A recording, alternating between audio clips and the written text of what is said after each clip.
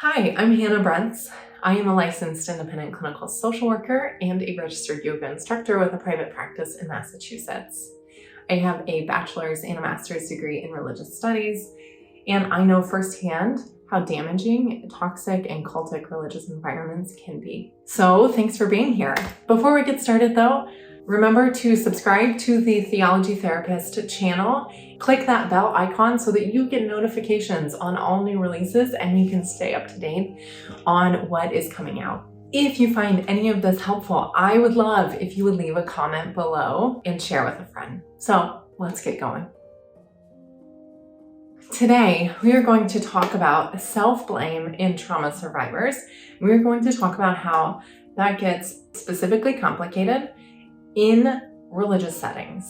So what happens in religious settings? I might even go this one with like across the board, but especially in what you now know of our cultic, toxic religious environments is victim blaming.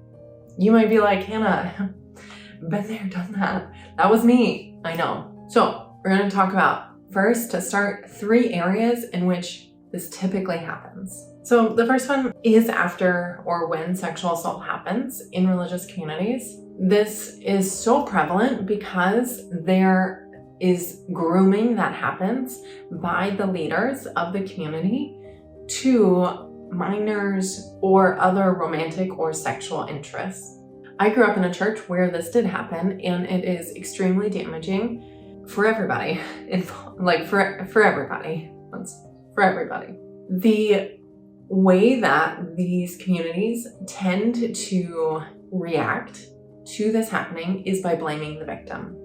I remember hearing people saying, why couldn't she keep her man? What wasn't she doing that she had to go look for it elsewhere? Like these really terrible things, putting the responsibility of the assault on an uninvolved woman. It's like absurd. It makes no sense. And even when we're not talking about sexual abuse or assault, we're just talking about a sexual ethic. I've heard many older than me church ladies having conversations about needing to just do it so he doesn't go looking for it elsewhere, or to keep him interested, or even, worst in my opinion, even as the duty of a godly wife. But more on that one at another time. I sort of feel like we need to have just a moment of silence for all of the women who have said this. And the pain that is born out of. Okay. So whenever there has been sexual assault or abuse happen in a religious community, there is more than likely gaslighting that is going on. For example, because it happens to both men and women or boys and girls, most of these, I'm gonna go generic here, most of these people or most of these kids, families, it kind of depends on who we're talking about here. Unfortunately, this happens to a lot of people. Most of these people are encouraged to not press charges. They are told that it's for the greater good, and the onus is placed on the victim to forgive immediately the perpetrator. What? In what world is this ever okay? You might have heard recently that the DOJ, the Department of Justice, is investigating the Southern Baptist Convention for what NPR calls a sexual abuse crisis. That it didn't happen once, that it has happened over and over and over and over again. Or another recent example is, you may have heard about John MacArthur, in his church organization, which is huge, and how they covered up pastors' sexual abuse in this large organization as well. And so there is huge gaslighting that's going on because this stuff isn't going to authorities. This is being kept and covered up, right? That happens through gaslighting. That happens through, let's just keep this in our people. The other thing about sexual assault and abuse within religious communities is that there is a lack of justice and accountability. This thing about the Southern Baptist Convention, about John MacArthur, even Hillsong, like I've talked about Hillsong before. I think it was HBO, maybe, that like made a whole documentary about Hillsong and like their scandals. Within these communities, the victim blaming is so strong, and because the lack of justice is so apparent. The victim is the person that this happened to is encouraged not to tell others or authorities, so it doesn't ruin the image or the life of the perpetrator for a simple mistake, or to allow the community to dole out the justice instead of authorities like the police or the justice system. And you're like, is this like the Middle Ages? The other thing is that I wanted to mention this saying that I've heard a lot in religious circles. It goes, hate the sin, love the sinner, or something like that. And this is really a common saying of a Christian who is confronted with a person who they believe is living in sin. Traditionally, and most commonly, it's used to describe attitudes toward sexual minorities, but I have personally heard it used in lots of other matters. So like, for example, couples who are living together before marriage. And I just want to bring this up here because this type of mentality absolves the perpetrator of any responsibility and allows them to continue to be part of the community, and potentially, and in some of these examples that I've given today of the Southern Baptist Convention, John MacArthur's organization, potentially abusing others, given the lack of justice and the lack of accountability in these organizations at large. All right, so that's one topic where we see that come up and how we see it come up. Another one that I've seen and personally experienced is with like physical illness or like bad things happening unpredictably.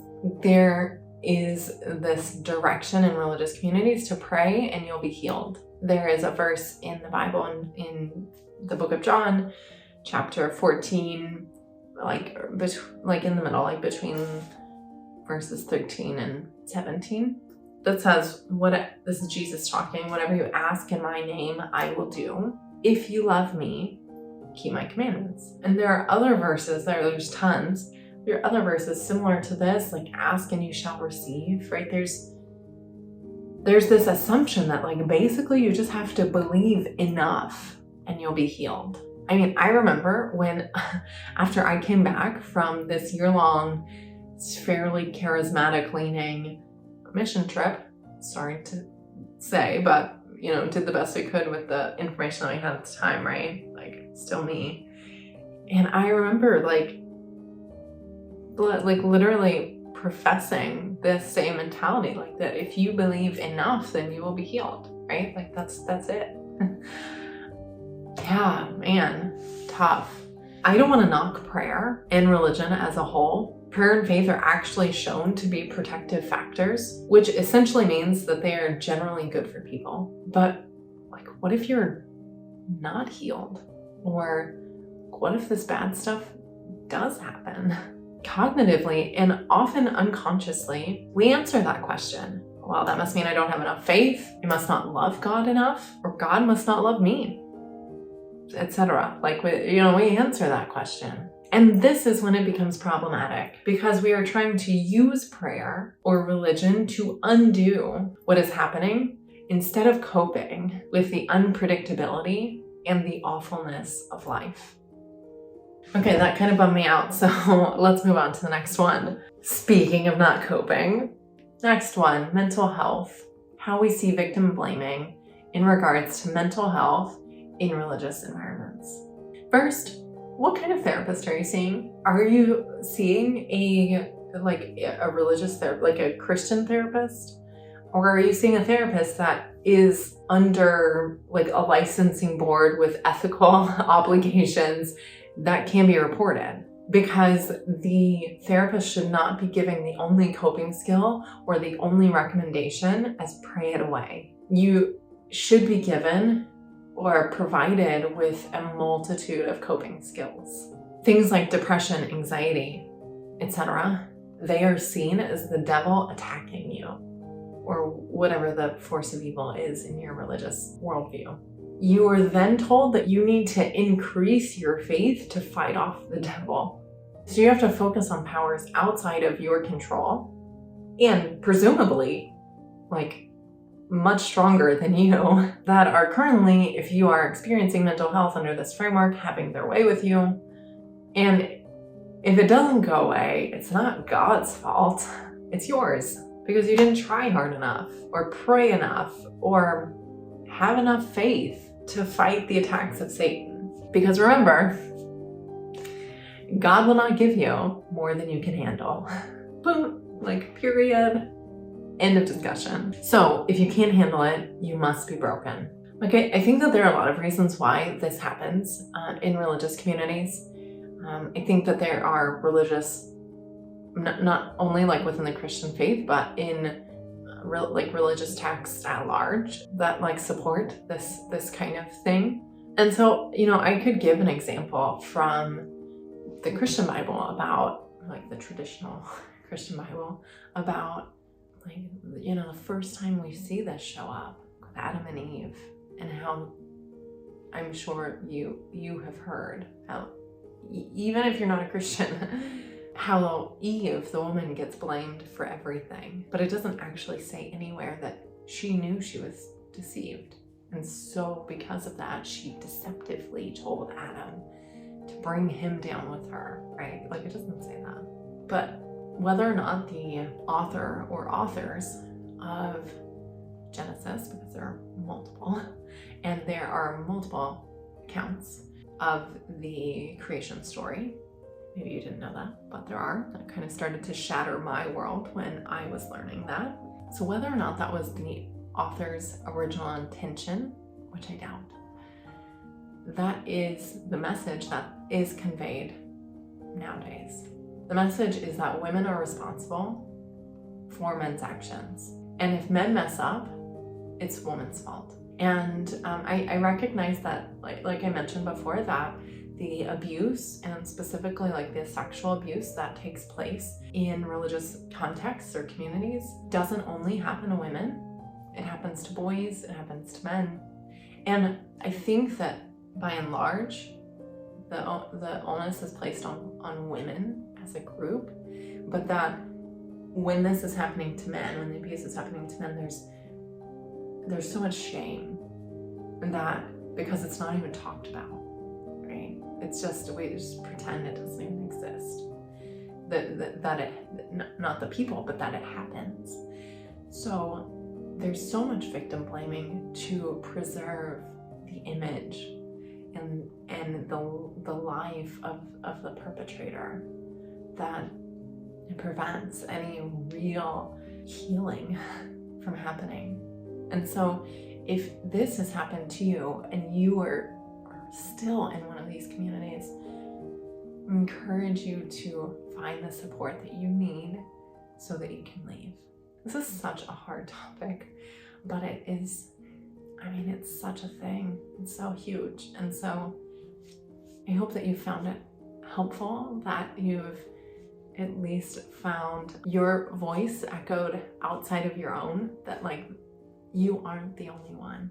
I just want to this week send lots of light and love your way, and I'll see you next week.